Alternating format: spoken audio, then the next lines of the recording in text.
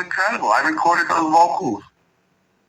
I thought it was great. You know, he came into that session so, like I said, when I say he was energized and he was just really hyped up a lot, this had to be the most that I had seen him at that level at that point.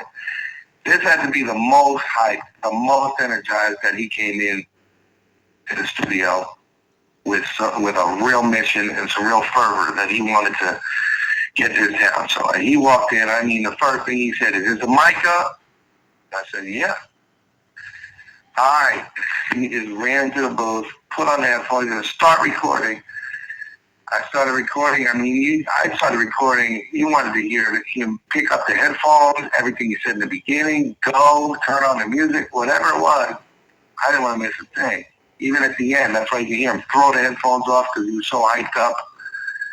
He went into that big long thing at the end and he threw his headphones off. And you could even hear on the vocals how he had started pushing his voice so hard that it was literally distorting the microphone slightly. And if you listen to that recording, you can hear where the mic, to me, is slightly distorting. I think he's distorting the capsule itself. And the distortion level of just recording into a microphone that's too hot, it sounds a little crunchy. It sounds a little like on a distorted end. And, you know, that, to me,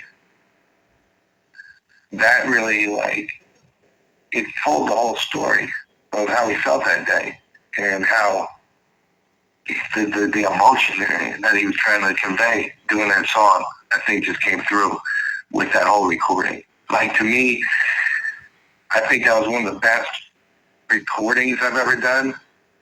And not because sonically it was perfect, because it wasn't, but because I did what any real true, to me, engineer is supposed to do, is capture the moment and capture that performance and the feel of that performance. And I think that did that. And I think, you know, I'm pretty proud of actually how that came out, just because of that fact that it just, I think it conveyed all the emotion and everything that he was trying to feel and trying to put across. I think we got it on that.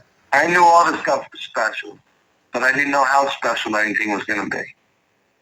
I thought when I first heard Tupac was coming over there, I wanted to work on his stuff because I knew it was going to be like a big seller. I thought, okay, man, this thing's going to sell 1 million albums. Watch.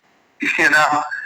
But I really underbid it. I didn't know it was going to be one of the greatest rap records of all time. I didn't know it was going to be selling 10 million copies, the same way as I didn't know Hit 'Em Up would be the greatest diss song of all time or anything, but I did know that all this stuff was going down in history, in some level of history. You could just feel it. That's why I was so happy to be a part of it all. Because I could feel that was going to be some sort of moment in history that was going to, that they could claim as their own.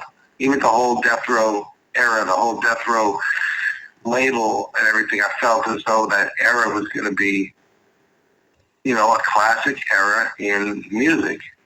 In the same way that I used to say it then, I'd say, I think this is going to be like Motown. You know, this is going to be like the Motown of, you know, of today. Like, where they were just so popping that it was undeniably, they were dominating the recording world at that point. I mean, there's a lot of people that just took over, but I was glad to be a part of Death Row when they took over, because they took over.